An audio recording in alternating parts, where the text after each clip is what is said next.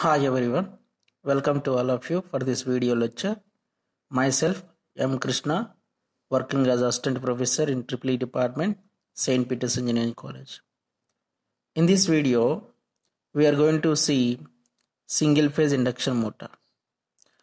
This is one of the important motor and it's very familiar motor.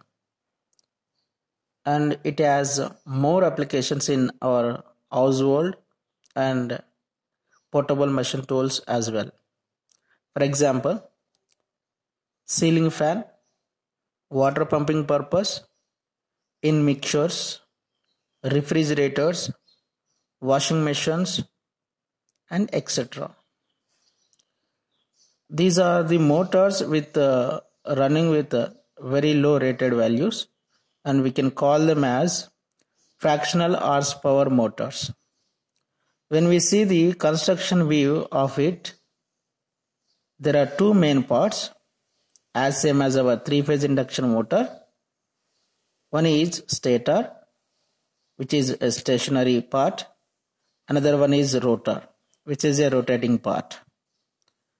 When we see the details of stator, stator is a laminated stator and it has slots in its inner periphery to hold the stator winding.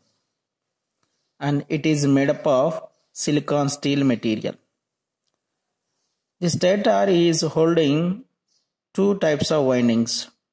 One is main winding, the another one is auxiliary winding. As we know, in case of three-phase induction motor, the same thing is used here. The stator is laminated to reduce eddy current loss and silicon steel material is used to reduce the hysteresis loss, means the overall core losses being reduced by like this. When we see the details of rotor, rotor is a squirrel cage type, as same as our squirrel cage induction motor, and it is made up of silicon steel material. It is also having the slots on its outer periphery. Instead of inner periphery as same as stator, it has slots on its outer periphery to hold the copper bars. Instead of winding, we are using copper bars here, and the slots are skewed slots. When we see the structure of it, look at this. This is the stator part, stator poles we can say. Upon the stator poles, the winding is wound like this, and we are going to give in the supply to this winding, the winding which is there on the stator. In the middle, in between the two poles, we can see the rotating part called rotor. So rotor having the slots. In the slots, we are keeping the rotor bars for conduction purpose. And the other parts of the single phase induction motor are stator frame, ball bearings, some capacitors, centrifugal switch, and etc.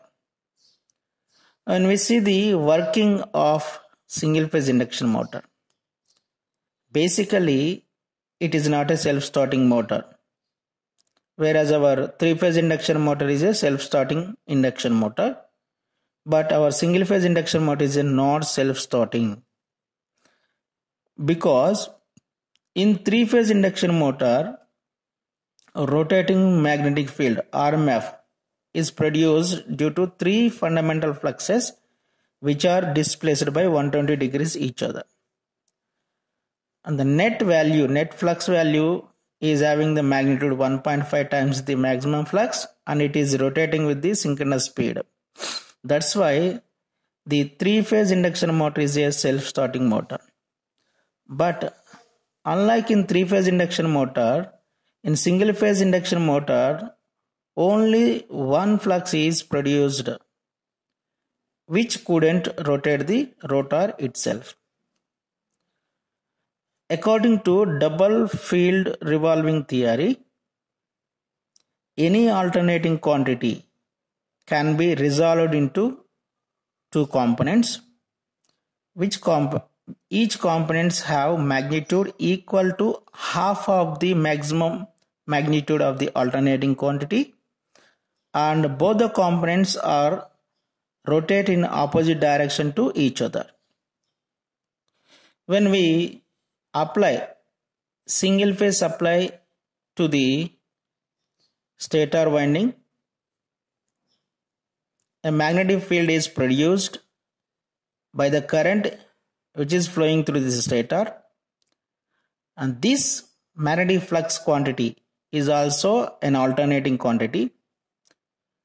So it has two components according to double field revolving theory, of which are opposite to each other and having the equal magnitude. One component is forward component, the other component is backward component. Forward component trying to move the rotor in its direction, we can say clockwise direction. The backward component, another component, is trying to move the rotor in its direction, say anti-clockwise direction. At starting, the torque produced by the forward component is in clockwise direction. Look at this here, clockwise direction. And the torque produced by backward component, this one, is in anti-clockwise direction. So hence the net torque acting on the rotor will be 0 at starting. Therefore, single phase induction motor is not a self-starting motor. Based on its starting methods, single phase induction motors are classified as follows: split phase induction motor, capacitor start induction motor, capacitor start and capacitor run induction motor, shaded pole induction motor, universal motor, and etc. We'll see one of the important single phase induction motor, capacitor start induction motor, which we are using for ceiling fan. So the working principle using in the ceiling fan is capacitor start method. Look at the diagram of it. This is the rotor and this is main winding. This is auxiliary winding. This is a capacitor, one centrifugal switch, and fuse is connected in series with the supply, one DPST switch, double pole single throw switch, and the supply is given like this, and the rated as 220 volt 50 Hz single phase AC supply. So look at the details of the diagram. In this method, in this capacitor start method, there are two windings, namely main winding and auxiliary winding. The auxiliary winding helps for creating more starting torque to drive heavier loads. A large capacitor is connected in series with the auxiliary winding. Look at this. It's a large capacitor which is connected in series with the auxiliary winding. This auxiliary winding is connected in parallel to the main winding. Look at the connection here. This auxiliary winding is connected in parallel to the main winding. When we see the phasor diagram of it, so because of connecting capacitor connecting in series with the auxiliary winding, look at this. The current which is flowing through the capacitive winding is leading ahead the applied voltage with some angle.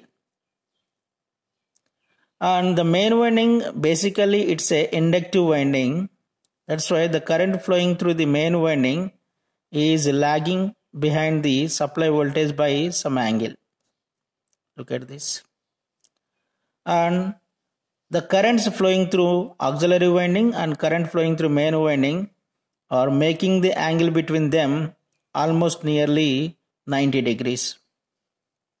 When we take the vector sum of these two currents, auxiliary current and main current, the supply current will be having the some lagging nature, and having the very less phase angle. With this, we'll get cos phi is more, power factor is more, and having the more starting torque.